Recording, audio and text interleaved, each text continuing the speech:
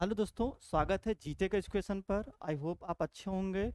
और एग्ज़ाम बस कुछ दिन की बात और है। आपके 28 एग्ज़ाम स्टार्ट हो रही है। सेकेंड ईयर वाले हैं उनकी 30 तारीख से स्टार्ट हो रहा हाईवे का। प्रयास हमारा यही है कुछ हाईवे का हम क्वेश्चन दे दें। अभी इरिगेशन कंप्लीट हो गया है। अगर आप इरिगेशन नहीं देखे हैं तो आप पहले इरिगेशन का कुछ जो हमने 2 वीडियो बनाया है ओवरऑल अगर इतना पढ़ लेंगे तो आप रिलैक्स होकर ये मान के चलिए कि आपका 30 प्लस नंबर रहेगा आराम से। ठीक है, तो अभी जो सीरीज हमारा चल रहा वो चल रहा है हमारा आरसीसी का। तो आरसीसी जो आज का जो टॉपिक होगा वो हमारा होगा चैप्टर नंबर 7। 2 चैप्टर और बाकी रहेगा। एक हमारा टी बीम रहेगा और साथ साथ हमारा एक रहेगा प्री स्टेज के बारे में। ठीक है, तो यहाँ पर देखिएगा, पहले सिलेबस की बात करते हैं। Introduction, classification of column, difference between short and long column, terms in column.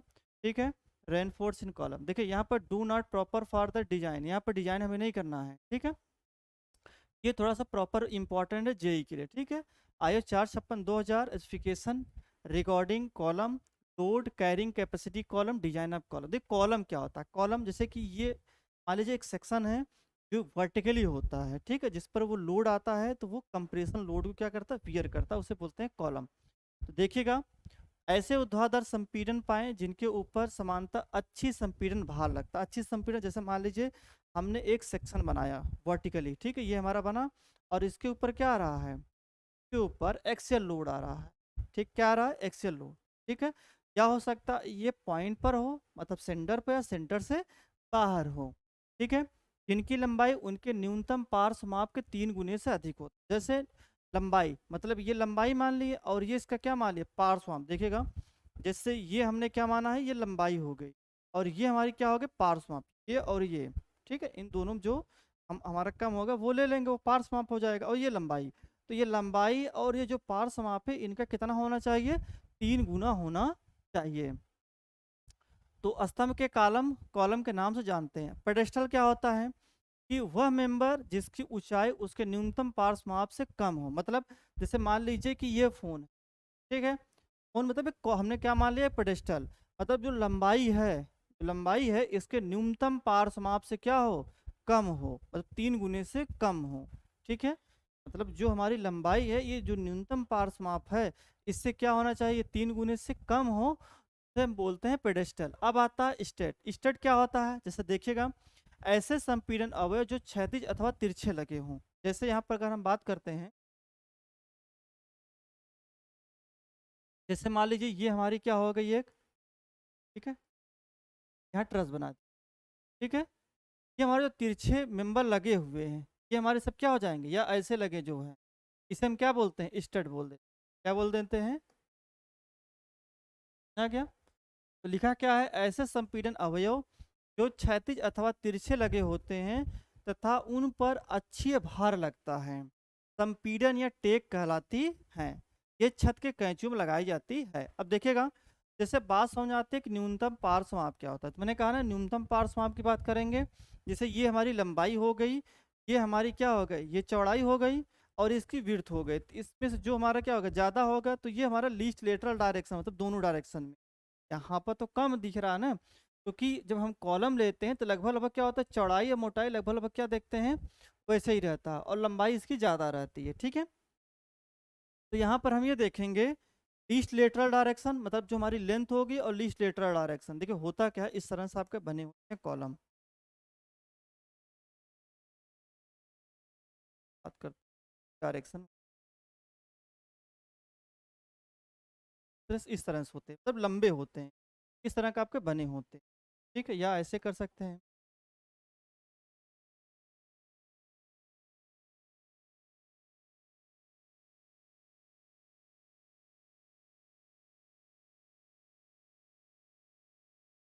Section थोड़ा सा ऐसे भी होता है, बना हुआ आउट हो इस तरह। ठीक है, तो ये और ये, मतलब ये वाला यहाँ से यहाँ तक, इसमें जो हमारा कम होगा उसको हम ले लेंगे, ये हमारा होगा लीस्ट लेटरल डायरेक्शन। अगर हमारा होता क्या है, ये कोई लोड आ रहा है। ठीक है, तो अगर लीस्ट मतलब एल और लीस्ट लेटरल डायरेक्शन अगर ये 3 गुने से ज़्यादा आ रहा है तो ये हमारा कॉलम, और कम आ रहा तो पेडेस्टल। स्टेट की बात किए थे, ये सब हमारे क्या हो गए, स्टेट हो गए। ठीक। अब आता है क्लासिफिकेशन ऑफ कॉलम। कॉलम को क्या करते हैं, कॉलम का क्लासिफिकेशन हम तीन प्रकार करते हैं, जैसे लोड के अकॉर्डिंग, इफेक्टिव लेंथ के अकॉर्डिंग और शेप अकॉर्डिंग। सबसे पहले देखेंगे लोड अकॉर्डिंग। तो लोड हमारा दो तरह का आएगा। अगर कॉलम पर, अगर हमारा कोई कॉलम है, समझिएगा, ये हमारी कोई कॉलम है, कॉलम बना दी हमने। अगर इस कॉलम पर जो लोड आ रहा है वो क्या आ रहा है, सेंटर पर आ रहा है, क्या आ रहा है, सेंटर पर, इसे हम क्या बोलते हैं, एक्सियल। अगर यही लोड हमारे सेंटर पर न आकर सेंटर से थोड़ा सा बाहर है, ठीक है, तो इसे क्या बोलते हैं, इसेंट्रिक लोड कॉलम। तो पढ़ लेते हैं यहाँ पर। जब स्तंभ पर आ रहे भार, भार की दिशा रेखा स्तंभ के ऊर्ध्वाधर अक्ष के संपाती, मतलब ऊर्ध्वाधर हो पर, ठीक है। ऊर्ध्वाधर का मतलब क्या होता है, जो कॉलम है उस पर जो लोड आ रहा है उसके सेंटर पर आ रहा है, तो उसे बोलते हैं अच्छी भारित स्तंभ। ऐसे स्तंभों को केवल संपीड़न प्रतिबल ही क्या होते हैं, उपजते हैं। इसमें क्या उपजते हैं, संपीड़न। जैसे मैंने आपको एक डायग्राम अभी बनाया था, जैसे मान लीजिए ये हमारी हो गई, ठीक है, ये हमारी कॉलम हो गई।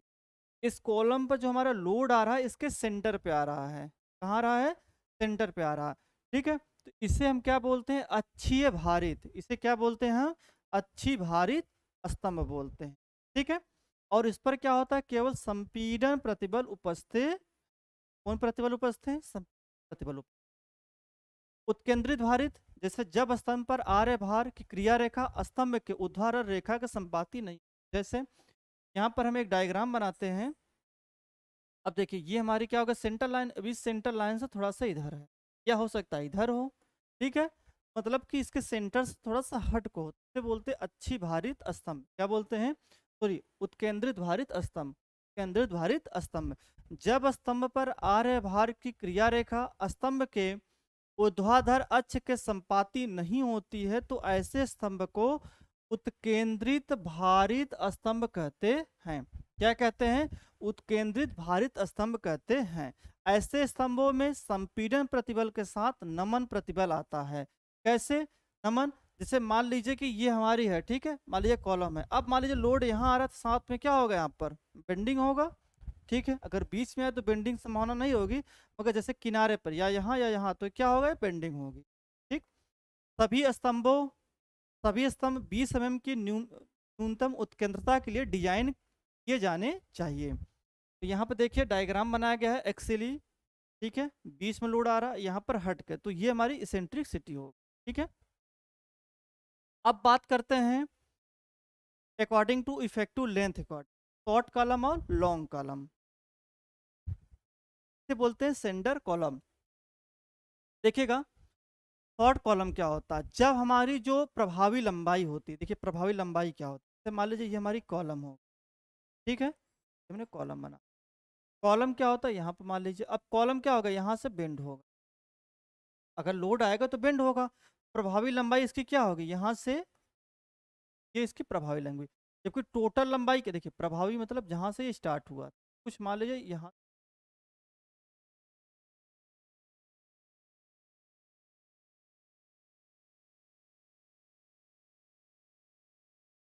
अब देखिए ये बेंड होगा तो स्टार्टिंग हमारी ऐसे हो, ये हमारी क्या होगी, ये यहाँ से यहाँ तक ये प्रभावी लंबाई, प्रभावी ये लंबाई होगी। जबकि टोटल लंबाई कहाँ से कहाँ तक होगी, यहाँ से यहाँ तक जो होगी वो टोटल लंबाई होगी, ठीक है। तो वही कह रहा है कि जब किसी स्तंभ की प्रभावी लंबाई इसके न्यूनतम पार्श्वमाप, न्यूनतम पार्श्वमाप का माप, जैसे अभी हमने बात किया था कि जो हमारा एल एल डी आया था, ठीक है, न्यूनतम पार्श्वमाप डी से रिप्रेजेंट किया है। अब देखिए न्यूनतम पार्श्वमाप क्या होता है, जैसे हमने यहाँ पर एक कॉलम बनाया था, थोड़ा सा यहाँ पर बढ़ा बना देते सबको थोड़ा सा क्लियर। ये हमारी कॉलम थी, ठीक है।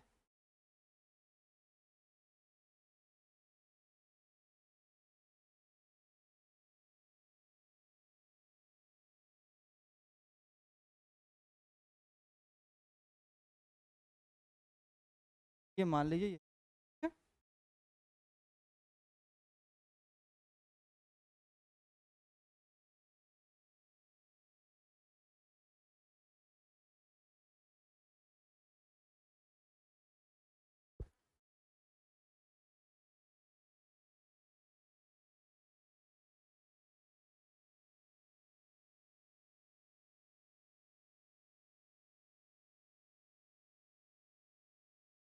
ठीक है, ये आगे बढ़ जाएगा तीसरा, मतलब एक ये हो जाएगा और एक, अगर कॉलम होगा तो सामने से ये वाला और ये साइड वाला, तो ये साइड वाला दिखाए हैं, ठीक है। तो उसी को हमने क्या कह दिया, डी कह दिया, ठीक है। तो अगर एल इफेक्टिव बटे डी का रेशियो 12 या 12 से कम होता तो इसे शॉर्ट कॉलम कहते हैं। अगर यही रेशियो 12 से ज्यादा हो जाए तो उसे बोलते हैं लॉन्ग कॉलम बोलते हैं। अब समझिएगा, किसी संपीड़न अवयव की प्रभावी लंबाई तथा न्यूनतम पार्श्व माप के अनुपात को क्या बोलते हैं, सिलेंडरनेस रेशियो बोलते हैं। जैसे अभी हम जस्ट अभी निकाले थे कि जो हमारा एल इफेक्टिव था और बटे डी था, ठीक है, ये क्या था, जब हमारा 12 से कम या 12 से कम होता तो इसे हम क्या बोलते थे, शॉर्ट बोलते थे, ठीक है। अगर यही एल इफेक्टिव बटे डी का जब जो रेशियो होता तो 12 आता था, जिसे क्या बोलते थे हम, लॉन्ग बोलते, ठीक है। तो यहाँ पर ये चीज समझना है कि एल इफेक्टिव बटे डी, एल इफेक्टिव बटे डी, इसके रेशियो को हम क्या बोलते हैं, लेमडा बोलते, क्या बोलते हैं, लेमडा बोलते हैं। इसे हम बोलते हैं सिलेंडरनेस रेशियो।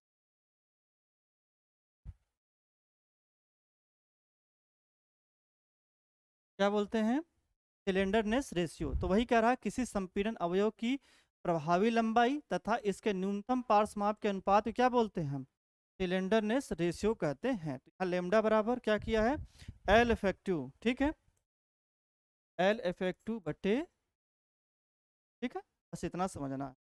आगे चलिए, अकॉर्डिंग टू क्रॉस सेक्शन, मतलब इसके क्रॉस सेक्शन अकॉर्डिंग बात करते हैं, ठीक है। According to shape, according to shape of cross section, जैसे हमारा कौन होगा, वर्गाकार होगा, आयताकार होगा, वृत्ताकार होगा, षष्ठभुजाकार, अष्टभुजा। मतलब जो हमारा शेप होगा, किसका शेप होगा, कॉलम का। तो कॉलम का शेप कैसा हो सकता वर्गाकार हो सकता सर्कुलर हो सकता षष्ठभुजाकार हो, हेक्सागोनल हो। मगर ज्यादातर आज के टाइम पर जो सबसे अच्छा होता है, हम ये मान के चलते हैं, रेक्टेंगुलर अच्छा होता, सर्कुलर थोड़ा सा बनाना टफ होता है, क्योंकि इस पर लोड का कॉम्बिनेशन बहुत अच्छा नहीं हो पाता, बहुत रेयर केस में इसको बनाया जाता है, ठीक है। तो वर्गाकार, देखिए वर्गाकार और आयताकार की बात करें तो बहुत अच्छा होता है, जबकि वृत्ताकार हम अवॉइड करेंगे बनाने के लिए। तो यहाँ पर देखिएगा, जैसे यहाँ पर स्क्वायर का, रेक्टेंगुलर, सर्कुलर, हेक्सागोनल और हेक्सागोनल, ठीक है, बन गया है। आगे देखते हैं, अब बात करते हैं यहाँ पर difference between long and short column. तो ये वेरी इंपॉर्टेंट क्वेश्चन है, very very important question 2023 exam, ठीक है। तो डिफरेंस बिटवीन क्या होता है, आप बोल सकते हैं कि जो हमारा शॉर्ट कॉलम होता है, एल इफेक्टिव बटे डी का रेशियो जो होता है, अगर 12 से कम होता है तो उसे शॉर्ट कॉलम कहते हैं, ठीक है। हाँ, और साथ साथ में क्या बोल सकते हैं, देखिए यहाँ पे लिखा है ना, प्रभावी लंबाई तथा न्यूनतम पार्श्व अनुपात 12 से कम या बराबर हो, ठीक है। उसके बाद क्या बोल सकते हैं, इसकी प्रभावी लंबाई तथा न्यूनतम पार्श्व परिभ्रमण त्रिज्या, जैसे एल इफेक्टिव परिभ्रमण त्रिज्या को मतलब आर से रिप्रेजेंट करेंगे, ठीक है।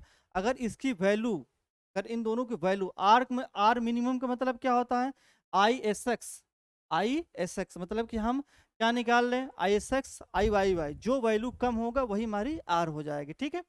तो यहाँ पर ये भी बोल सकते हैं कि इसके न्यूनतम माप परिभ्रमण त्रिज्या, ठीक है, जिसे हम आर मिनिमम से रिप्रेजेंट कर देंगे। अगर इसकी वैल्यू 40 से कम या बराबर होती है तो इसे क्या बोलते हैं हम, शॉर्ट कॉलम बोलते हैं। समान परिच्छेद के लॉन्ग और शॉर्ट कॉलम में, शॉर्ट कॉलम में भार वहन क्षमता अधिक होती है। जो शॉर्ट कॉलम होता है वो ज्यादा लोड को बियर कर सकता है। तो सबसे पहला पॉइंट आप ये लिखेंगे, एल इफेक्टिव बटे डी का रेशियो अगर 12 या 12 से कम होता है तो उसे बोलते हैं शॉर्ट कॉलम। दूसरा पॉइंट आप बोल सकते हैं कि जो हमारे प्रभावी लंबाई है और उसका जो परिभ्रमण त्रिज्या है, अगर उसका रेशियो 40 या 40 से कम होता है तो उसे क्या बोलते हैं हम, शॉर्ट कॉलम। और यह भी बोल सकते हैं कि लॉन्ग कॉलम और शॉर्ट कॉलम के कंपेयर में शॉर्ट कॉलम ज्यादा लोड को बियर करता है, ठीक है। उसके बाद क्या बोल सकते हैं कि शॉर्ट कॉलम में जो बकलिंग की संभावनाएं बहुत कम होती हैं, ठीक है, जबकि लॉन्ग कॉलम बकलिंग ज्यादा होता है, जबकि शॉर्ट कॉलम में, ठीक है, कम होता है। तो शॉर्ट कॉलम फेल किस में होगा, तो जो शॉर्ट कॉलम होगा वो क्रशिंग में, क्रशिंग मतलब दबना, ठीक है, उस पर फेल होगा। तो 3-4 पॉइंट्स आप लिख लीजिएगा। सबसे पहला पॉइंट आप लिख सकते हैं कि एल इफेक्टिव बटे डी का रेशियो 12 से कम और एल इफेक्टिव बटे आर मिनिमम, ठीक है, ये 40 या 40 से कम होना चाहिए। और जो हमारा शॉर्ट कॉलम है वो लोड को ज़्यादा बियर करता है और साथ साथ ये हमारा किस में फेल होता है, बकलिंग में फेल होता है। अब बात करते हैं लॉन्ग कॉलम की। लॉन्ग कॉलम में यही बोल सकते हैं कि एल इफेक्टिव बटे डी का रेशियो 12 से ज़्यादा होता है और जो हमारी प्रभावी लंबाई है और न्यूनतम परिभ्रमण त्रिज्या जो होती है, न्यूनतम परिभ्रमण त्रिज्या वो क्या होना चाहिए, 40 से ज़्यादा होना चाहिए। और तीसरी पॉइंट, भार को कम वहन क्षमता होती है, साथ साथ ये बकलिंग में फेल होता है। बस इतना पॉइंट्स लिख दीजिएगा, मोर देन इनफ है, ठीक है, सारे पॉइंट्स। अब आ जाए terms in column. Terms in column का मतलब एक्चुअल लेंथ। एक्चुअल लेंथ क्या होता है, जैसे मैंने आपको बताया था एक्चुअल लेंथ, जैसे ये कॉलम है, इस कॉलम की पूरी लंबाई को एक्चुअल लेंथ, जब इस पर लोड लगता है तो ये बेंड करता है, बेंड करेगा तो उस समय जो लंबाई होगी उसको प्रभावी लंबाई कहते हैं। जैसे यहाँ पर लोड लगा, बेंड हुआ, तो यहाँ की लंबाई ये हो गई। जब यहाँ से बेंड हुआ तो ये जो लंबाई होगी उसे बोलते हैं क्या, प्रभावी लंबाई। तो सबसे पहले देखिएगा, पहला, किसी कॉलम के दोनों सिरों के बीच कुल दूरी, मतलब कुल दूरी, इनके बीच को क्या बोलते हैं हम, एक्चुअल लेंथ या वास्तविक लंबाई कहते हैं। इफेक्टिव लेंथ बात किए थे, ये वाला हो गया। किसी कॉलम के उस भाग की लंबाई जो लोड आने पर बकलिंग के बाद पॉइंट ऑफ कंट्राफ्रैक्चर नत परिवर्तन के बीच की दूरी के बराबर हो, मतलब लोड लगने के बाद जो उसकी लंबाई बचेगी उसे क्या बोलते हैं, इफेक्टिव लेंथ बोलते हैं। ईस्ट लेटरल डायरेक्शन, जैसे अभी जस्ट बात कर रहे थे कि जिस पर हम डी की बात कर रहे थे, किसी कॉलम क्रॉस सेक्शन चौड़ाई व मोटाई में जो भी न्यूनतम हो, यही मैं बात कर रहा था। जैसे अगर हमने कोई कॉलम बनाया तो उस कॉलम की हमने क्या किया है, चौड़ाई नापा और मोटाई नापा, उसमें जो वैल्यू कम होगी वो हमारी क्या होगी, वो हमारी होगी न्यूनतम पार्श्व माप होगी, ठीक है। जैसे हमने क्या किया, कोई कॉलम की लंबाई हो गई और चौड़ाई और मोटाई में जो कम होगा वो हमारा क्या होता है, न्यूनतम पार्श्व माप होता है, ठीक है। उसी अकॉर्डिंग हम रेशियो से निकाल लेते हैं, ठीक है। तो यहाँ पर यह कह रहा है सर्कुलर कॉलम के लिए इसका व्यास लीस्ट लेटरल डायमेंशन होता है, ठीक है, जिसे हम क्या कहते हैं, डी से रिप्रेजेंट करते हैं। अब देखिए सबसे बड़ी चीज, लीस्ट रेडियस ऑफ डायरेक्शन, जिसे हम आर से रिप्रेजेंट कर रहे थे। आर से मतलब हमने बताया था कि आई एस एक्स और आई वाई निकालेंगे, जो कम होगा वो हमारा आर के रूप में वहां पर रख देते थे, ठीक है। जहां पर हम क्या करते हैं, एल इफेक्टिव बटे आर मिनिमम निकालते थे, मतलब जो हमारी प्रभावी लंबाई और जो परिभ्रमण त्रिज्या का जो रेशियो हम निकालते थे, 40 से कम या 40 से ज्यादा वाली बात हो रही लॉन्ग कॉलम और शॉर्ट कॉलम में।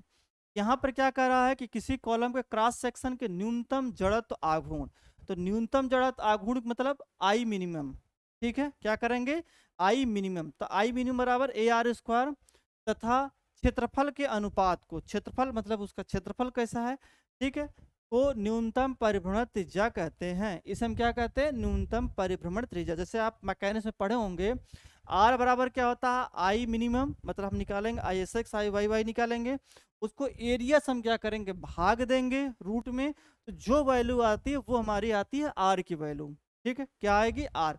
आर हमारी क्या होती है, न्यूनतम परिभ्रमण त्रिज्या। जैसे हमने एक अभी जस्ट लॉन्ग वाला शॉर्ट वाले में पढ़ रहे थे, एल इफेक्टिव बटे आर की बात कर रहे थे, अगर 40 से हमारा कम है तो शॉर्ट होता था, अगर 40 से ज़्यादा होता था तो लॉन्ग होता था, ठीक है। अब आता है सिलेंडरनेस रेशियो। सिलेंडरनेस रेशियो क्या करते थे, कुछ नहीं था, सिंपल।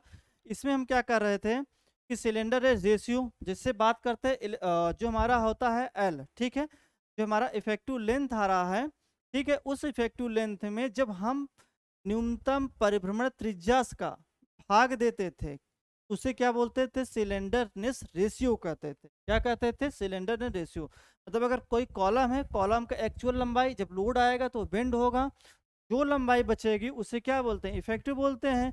और उस इफेक्टिव लेंथ में अगर हमने आर से भाग दे दिया है तो वो हमारा आता है सिलेंडर रेशियो कहते हैं, ठीक है। यहाँ पे देखिए बी दिया, बी मतलब होता है लीस्ट लेटरल डायरेक्शन, या फिर बी रख दीजिए, वो भी हो गया, मतलब कि जो चौड़ाई और जो मोटाई में कम होगा। आगे चलिए देखिए, ये आपका बहुत इंपॉर्टेंट है, यहाँ पर effective length as per the I S 456/2000, तो समझेगा आपके जेई में कई बार क्वेश्चन पूछा गया है, अभी आप न्यूमेरिकल देखेंगे वहां पर एक काम करेगा। दोनों सिरे स्थिति में प्रभावी रूप से आबद्ध तथा घूर्णन के विरुद्ध प्रतिरोधित है। कहने का मतलब क्या होता है समझेगा। तो दोनों सिरे स्थिति में प्रभावी मतलब बंधे हुए हैं। और क्या कर सकते हैं, घूर्णन, घूर्णन के लिए क्या हो सकते हैं ये, घूर्णन के लिए यहाँ पे देखिए दोनों सिरे स्थिति में प्रभावी, ठीक है, रूप से आबद्ध मतलब फिक्स है, घूर्णन के विरुद्ध प्रतिरोधित मतलब उसमें कोई घूम नहीं सकते, मतलब दोनों क्या है, फिक्स हैं। दोनों फिक्स होते हैं तो वहां पर थ्योरेटिकल वैल्यू 0.5 पे लाता है और रिकमेंडेशन वैल्यू, यही आपको ज्यादा याद करना, ये वैल्यू होगी 0.65 L। ठीक है, जब दोनों फिक्स होंगे, जब ये वर्ड लिखा होगा कि दोनों सिरे स्थिति में आबद्ध मतलब फिक्स हैं और वो घूर्णन नहीं कर सकते हैं। दूसरा कंडीशन क्या कर सकता है, ये कई बार एग्जाम पूछा हुआ है, ठीक है, यूपी ट्रिपल एसएससी से लेकर एसएससी में कई बार पूछा है। तो इसने क्या क्या दोनों सिरों पर स्थिति में प्रभावी रूप से आबद्ध है, मतलब दोनों क्या है हुआ है, फिक्स है, साथ साथ एक सिरे पर घूर्णन के विरुद्ध प्रतिरोधित है। मतलब एक सिरा तो फिक्स हो गया और दूसरा क्या कर सकता है, घूर्णन कर सकता है। तो ऐसे बोल सकते हैं कि एक सिरा फिक्स है और दूसरा हमारा हिंज है। क्यों, क्योंकि तभी दूसरा क्या कर सकता है, घूम सकता है। फिर से पढ़ लीजिए, दोनों सिरों पर स्थिति में प्रभावी रूप से आबद्ध है, एक सिरे पर घूर्णन के विरुद्ध प्रतिरोधित। ठीक है, ठीक है, मतलब क्या हो सकता है कि यहाँ पर दोनों सिरे स्थिति में प्रभावी रूप से आबद्ध हैं, एक सिरे पर घूर्णन के विरुद्ध प्रतिरोध हो सकता है, मतलब इस पर प्रतिरोध हो सकता है जबकि दूसरा घूम सकता है। इसकी वैल्यू कितनी होगी, इसकी तुलना में कुछ ज्यादा होगी, 0.80 L हो जाए। अगला देखिएगा, दोनों सिरों पर स्थिति रूप से प्रभावी रूप से आबद्ध हैं लेकिन घूर्णन के विरुद्ध प्रतिरोधित नहीं, मतलब घूम सकते हैं, दोनों क्या कर सकते हैं, घूम सकते हैं। जब घूम सकते हैं तो इसके लिए क्या होता है, ऐसे बोल सकते हैं कि दोनों हिंज हैं, तो हिंज के लिए इसकी वैल्यू कितनी हो जाएगी, 1 हो जाएगी। ठीक, आगे देखिए, एक सिरा स्थिति में प्रभावी रूप से आबद्ध है तथा घूर्णन के विरुद्ध प्रतिरोधित है। घूर्णन के विरुद्ध क्या हो सकता है, प्रतिरोधित। दूसरा घूर्णन के विरुद्ध प्रतिरोधित है, मतलब एक सिरा कर सकते फिक्स है और दूसरा क्या कर सकते घूर्णन हो सकता है। ठीक है, लेकिन स्थिति में आबद्ध नहीं, मतलब फिक्स नहीं है, मतलब एक ऐसा सिरा है जो मतलब घूमेगा नहीं, अगला वाला घूम सकता है। ठीक है, इसकी वैल्यू 1.20 L हो जाती है। अगला कंडीशन, एक सिरा स्थिति में प्रभावी रूप से आबद्ध हो गया, ठीक है, घूर्णन के विरुद्ध प्रतिरोधित है, मतलब घूर्णन के प्रति क्या हो सकता है, घूम सकता है। ठीक है, तथा दूसरा सुरन घूर्णन के विरुद्ध आंशिक रूप से प्रतिरोधित, मतलब देखिएगा कहने मतलब ये है कि ये आंशिक रूप से मूवमेंट कर सकता है। ठीक, जब आंशिक करेगा तो 1.50। पहली कंडीशन हमने क्या बताया था कि जब दोनों क्या हो सकते थे, घूर्णन के विरुद्ध प्रतिरोधित है, प्रभावी रूप से आबद्ध है, तो 0.65। एक हमारा क्या आबद्ध है, ऊपर वाला क्या सकता है, हिंज है, इस पे प्रतिरोधित है। ठीक है, घूर्णन के विरुद्ध प्रतिरोध है तो उसके लिए क्या करेंगे हम, 0.80, और यहाँ पर जहाँ पर दोनों रूप से क्या कर सकते हैं, प्रतिरोधित नहीं है, तो एक वैल्यू हो जाएगी। और जहाँ पर क्या कर सकता है, यहाँ पर जहाँ पर एक तो फिक्स है, दूसरा क्या करता है, घूर्णन कर रहा है, तो 1.2, और जहाँ पर आंशिक होगा 1.50। बस आपको इतना याद करना, इन चीज को अगर नहीं भी याद करेंगे तब भी चल जाएगा। यहाँ पर क्या कह रहा, अगर ये कंडीशन अच्छा है कि अगर मान लीजिए एक हमारा फिक्स है, दूसरा हमारा फ्री है, ठीक है, ऐसे कंडीशन में जो हमारा रिकमेंडेशन वैल्यू होगा वो 2 होगी। ठीक है, आगे चलते हैं।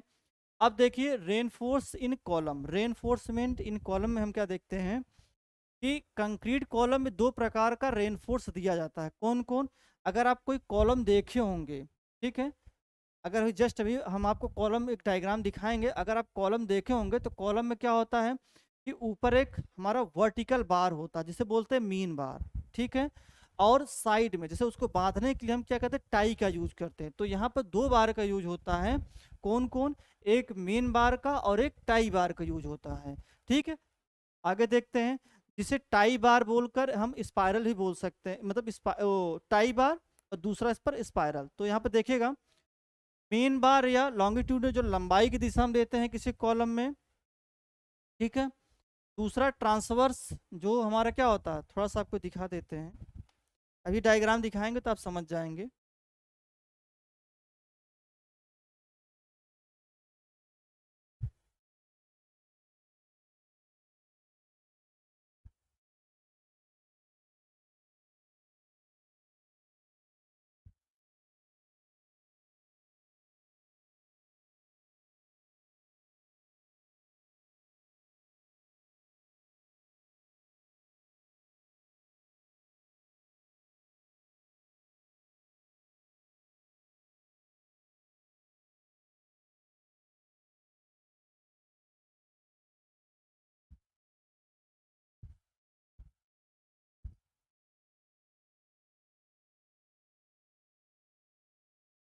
चलिए यही कोई,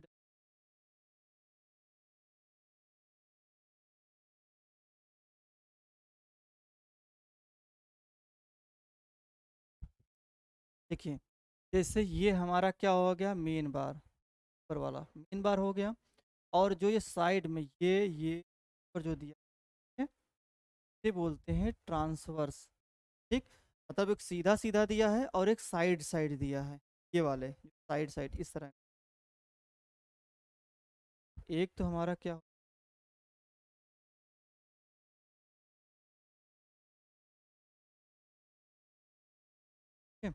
जैसे यहाँ पर एक देखिएगा,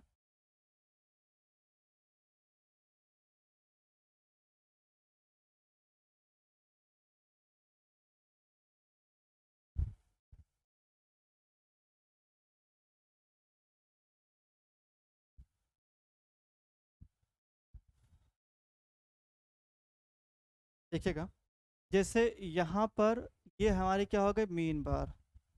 और ये बगल में देखिए, ये जो हो गई ये वाले, ये बोलते हैं ट्रांसवर्स। ये जो ऊपर ऊपर है इसे क्या बोलते हैं हम, लॉन्गिट्यूडनल बार, और जो बगल में लगे हैं इसे बोलते हैं ट्रांसवर्स बार। ठीक है, समझ में आ गया। ये एक कॉलम का यहाँ पर डायग्राम दिखा है, यहाँ पर ये दिखा रहा है कि एक्सली विथ बाईएक्सियली। देखिए यहाँ पर क्या हो रहा है, बाईएक्सियली लग रहा है, यहाँ पर यूनिएक्सियल है, जहाँ पर एक्सियल है, एक्सियल मतलब उसके सेंटर पर लग रहा है।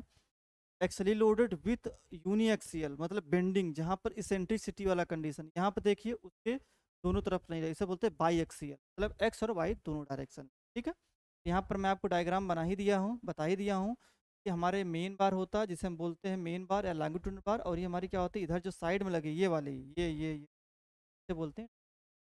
ठीक है?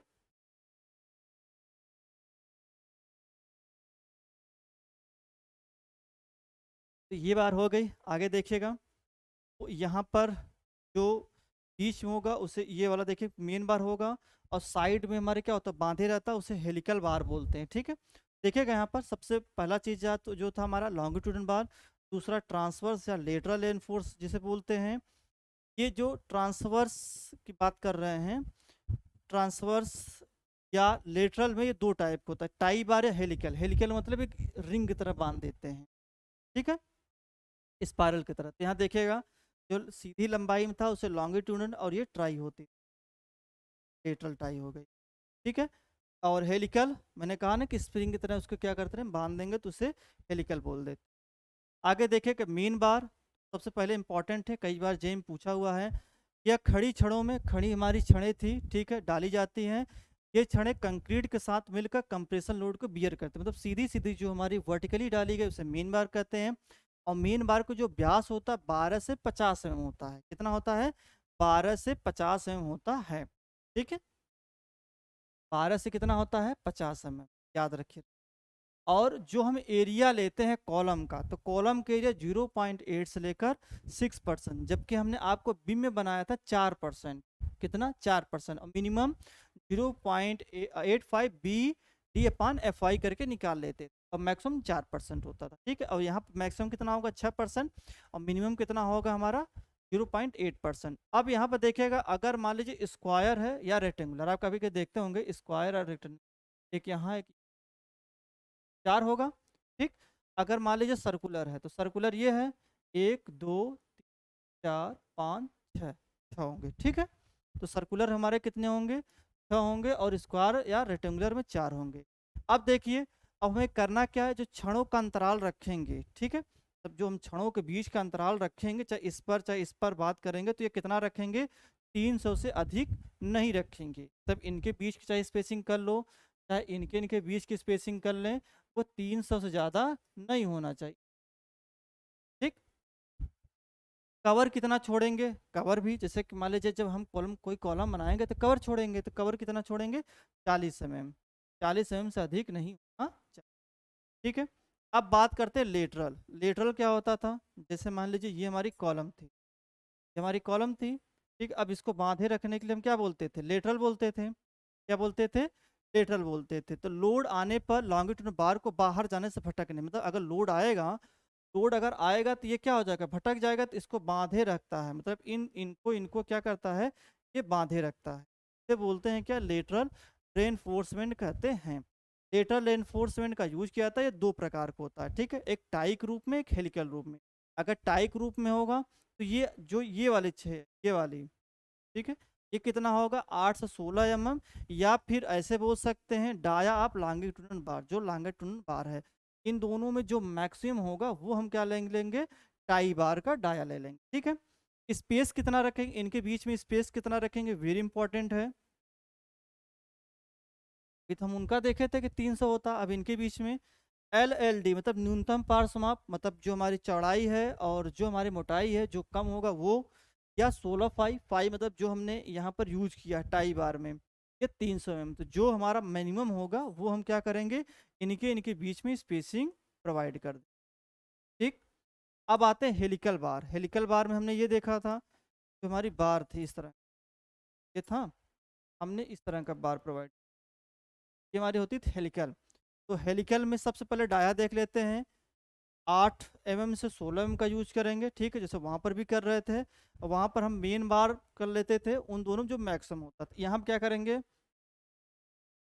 डाया आप मेन बार का चौथाई लेंगे, तो बाई 4 करेंगे। अगर 20 mm है तो 5 mm, इन दोनों में जो ज़्यादा होगा तो हम हेलिकल का ये हम क्या रखेंगे, डाया रखेंगे।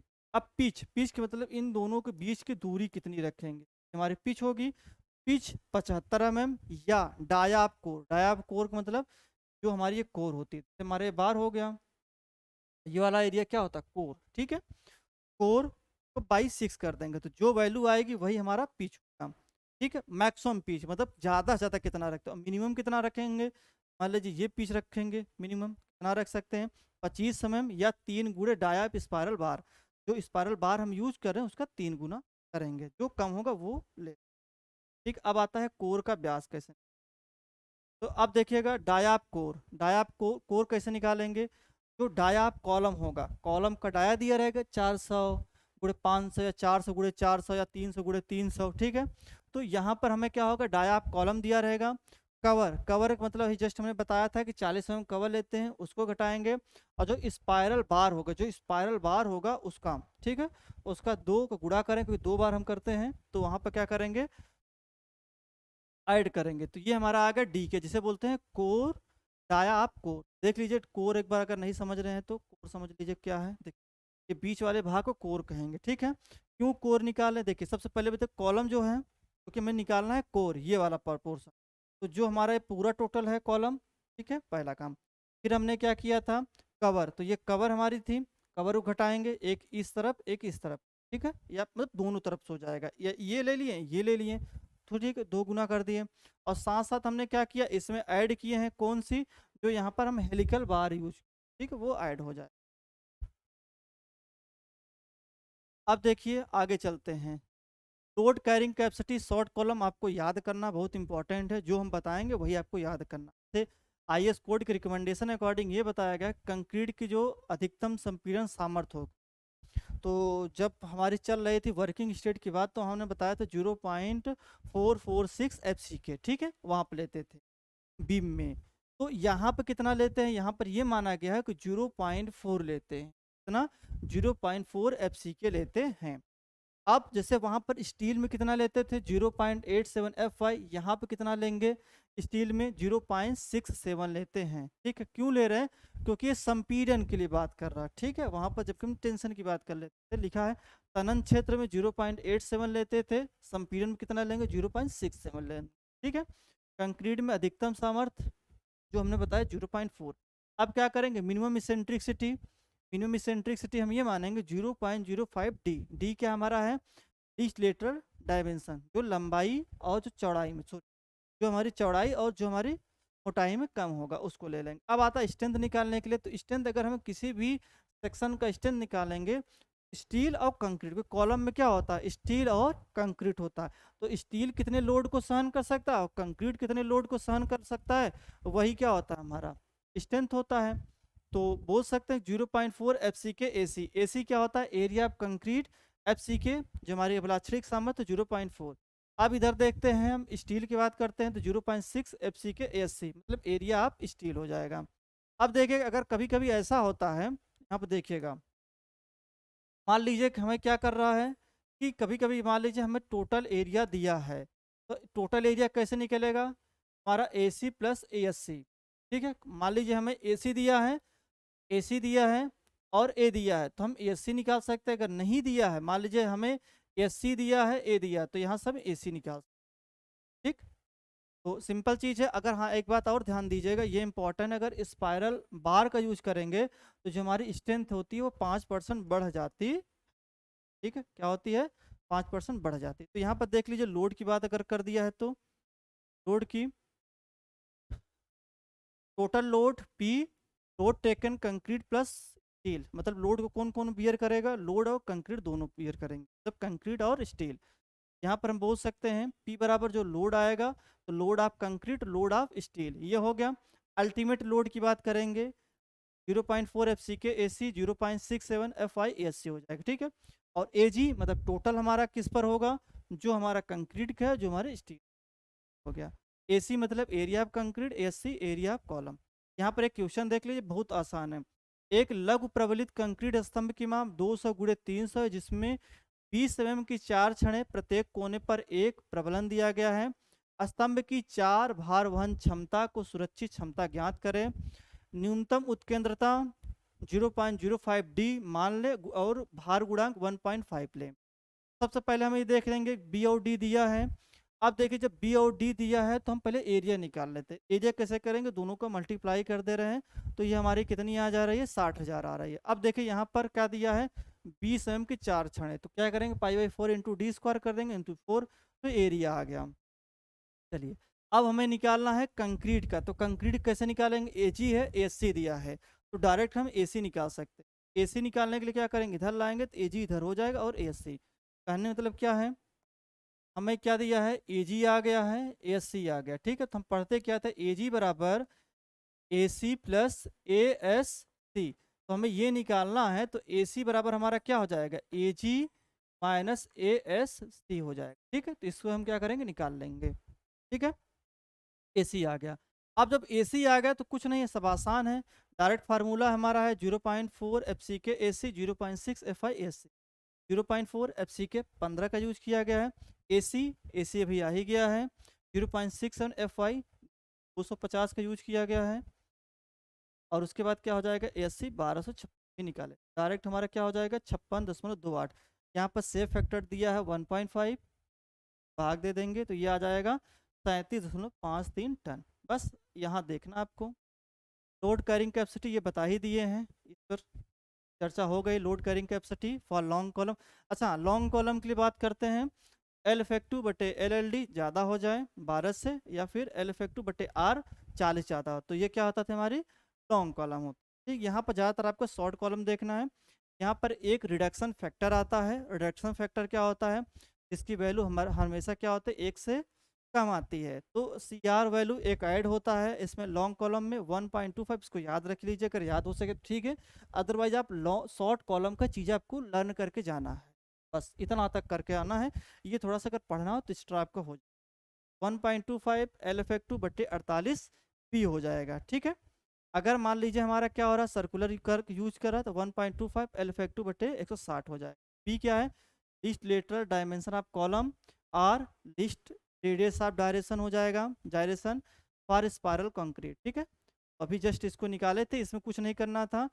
जो हमारी वैल्यू आ रही थी उसी में हम क्या करेंगे, उसमें हम 1.5 का अगर भाग गुणा कर देते तो ये हमारा किसका आता है, ये हमारा स्पाइरल का आता है। ठीक है, अगर हम बात करते हैं लॉन्ग कॉलम में, देखिए अंतर कुछ नहीं है, लॉन्ग कॉलम और शॉर्ट कॉलम में अंतर उसमें क्या हो रहा है, एक रिडक्शन फैक्टर आ जा रहा है। ठीक है, क्या आ रहा है, रिडक्शन फैक्टर आ रहा है। जब रिडक्शन फैक्टर आ रहा है तो रिडक्शन फैक्टर के हमने क्या कर रहे हैं, मल्टीप्लाई कर रहे हैं। ठीक है, जिससे हम CR से क्या कर रहे हैं, रिप्रेजेंट कर रहे हैं। रिडक्शन फैक्टर क्या कर रहे हैं, CR से रिप्रेजेंट कर रहे हैं, तो CR की जो वैल्यू आ रही है 1.25 L इफेक्टिव बट्टे 48 B, ये हमारे लिए किसके आ रहा है, नॉर्मल। ठीक है, रेक्टेंगुलर का यूज कर रहे हैं, स्क्वायर का यूज कर रहे हैं तब। अगर बात करते हैं हम सर्कुलर का यूज कर रहे हैं, तो 1.25 L इफेक्टिव बटे हमारा 160 R आ जाएगा। ठीक है, तो ये बात ध्यान देना है। उसके बाद क्या करना है कि जो हमारा अल्टीमेट लोड क्या आता है 0.4 FCK, ठीक है, AC प्लस 0.6 7FYASC, वहां पर एक रिडक्शन फैक्टर का क्या कर देंगे हम, मल्टीप्लाई कर देते हैं। ठीक है। अगर बात करते हैं हम स्पाइरल का यूज करते हैं, तो जस्ट जैसे हमने शॉर्ट कॉलम में देखा था कि जब हम स्पाइरल का यूज कर रहे थे तो वहां पर क्या कर रहे थे हम, 5% बढ़ा देते थे। 5% बढ़ाने का मतलब उसकी स्ट्रेंथ जो होती थी वो 5% क्या हो जा रही थी, इंक्रीज हो जा रही थी। तो वैल्यू कितनी हो जाती थी, जो हमने निकाला है, मतलब यहाँ पर जो हमने निकाला 0.4 FCK AC प्लस 0.67 FIAC, उसमें से क्या करेंगे 1.05, 5% है तो 1.05 CR हमने क्या कर देंगे, मल्टीप्लाई कर देते हैं। ठीक है।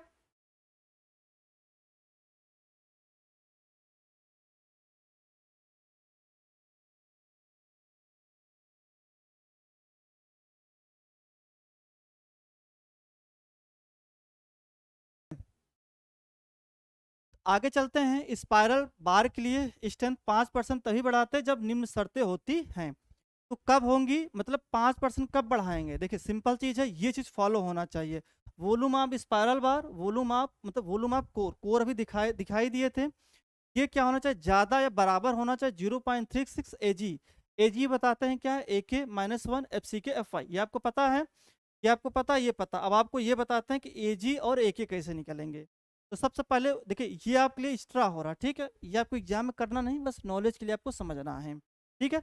आपको एग्जाम में क्या करना है, सिंपल चीज है कि जो शॉर्ट कॉलम है उसका फार्मूला देख लीजिएगा, और लॉन्ग कॉलम और शॉर्ट कॉलम में क्या डिफरेंट है ये चीजें करे रहिएगा, और लोड से रिलेटेड एक क्वेश्चन दे सकता है, बस इतना आपको देख लेंगे, दैट्स ओके कॉलम में। तो यहाँ पे देखिए VSP जिसे बोलते हैं वॉल्यूम ऑफ स्पाइरल बार, ये निकाल लेना, वॉल्यूम ऑफ स्पाइरल बार जिसे बोलते हैं VSP, ये क्या होगा, पाई फाई स्क्वायर LSB 4 × B। तो यहाँ पे देखिएगा फाई क्या डायप स्पाइरल बार हो जाएगा, LSB length of spiral bar in 1 round, मतलब एक राउंड में। LSB कैसे निकालेंगे, पाई DK square plus P square. तो DK क्या है, डायाप कोर, डायाप कोर कैसे निकाल लेते, पहले मैंने बताया था, डायाप कॉलम 2 गुणे कवर 2 गुणे प्लस 2 गुणे स्पाइरल, P क्या है, पिच है। अब आता है वीके कैसे निकलेगा, वीके निकालने के लिए क्या करेंगे, जो हमारा एके है, देखिए अब हमारा एके और एजी निकालना है, तो सबसे पहले जब हमारा आ जाएगा यहाँ पे देखिएगा, जब हमारा वॉल्यूम ऑफ कोर आएगा, वॉल्यूम ऑफ कोर का मतलब हम क्या करेंगे, डीके, यहाँ पे क्या होगा, डायप कोर डीके आ गया, वॉल्यूम ऑफ कोर निकाला वीके, एके प्लस 1 जो भी आएगा ऐड कर देंगे, एके क्या कंक्रीट एरिया ऑफ कोर, तो यहाँ पे क्या होगा, पाई डीके बाई 4, मतलब डी के हमारा यहाँ से आ जाएगा, और एएससी मतलब एरिया ऑफ कंक्रीट, वहां से कर लेंगे। ठीक है। आगे देखिएगा डिजाइन, अब देखिए डिजाइन ये थोड़ा सा इंपॉर्टेंट है, पूछ सकता है डिजाइन करने के लिए। तो डिजाइन करने के लिए हमें लोड दिया रहेगा, एक्चुअल लेंथ दिया रहेगा, ग्रेड कंक्रीट ये सब दिया रहेगा।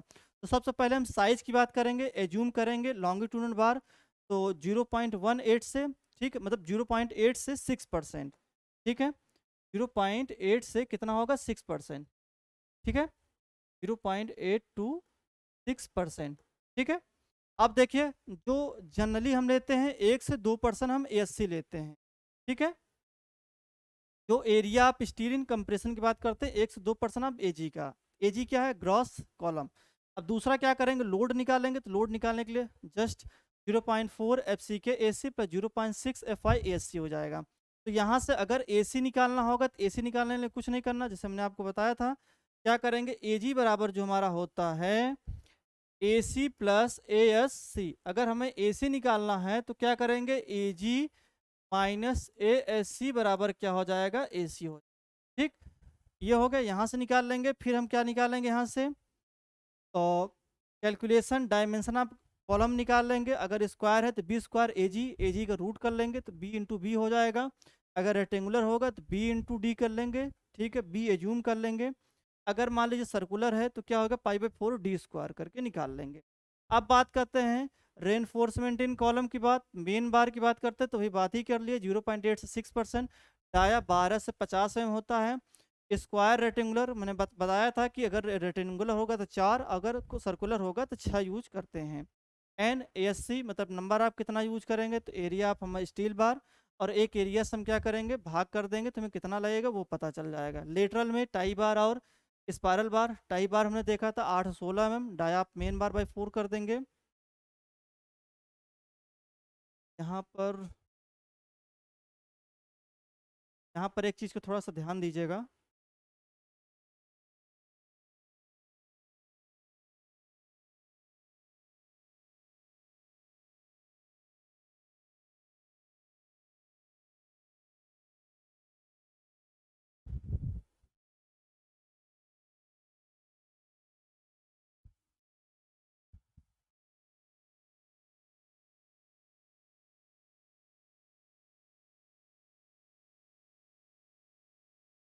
यहाँ से क्या होगा, डाया डाया आप main bar by fourth maximum जो होगा। पीच के लिए हम क्या करेंगे, देखिए यहाँ पर भी जो हम डाया की बात कर रहे थे, यहाँ पर थोड़ा सा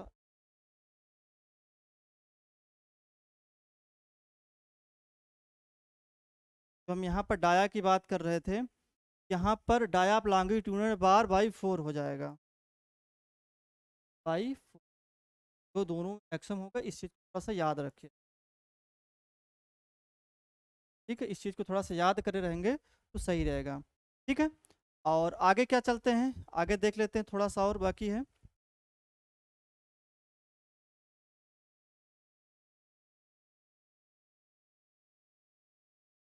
ये आ गया। अब स्पाइरल में जैसे हमने क्या किया था, 8 mm, ठीक है। तो स्पाइरल हमारा कितना होना चाहिए, 8 mm से लेकर 16 mm, या फिर डाया पेन बार बाई 4 कर देंगे पिच निकालने के लिए, मतलब उस पर स्पेसिंग 75 में और डाया कोर बाई 6 कर दें, मिनिमम 25 या फिर 3-5 जो हमारा स्पाइरल बार के आता था, ठीक है।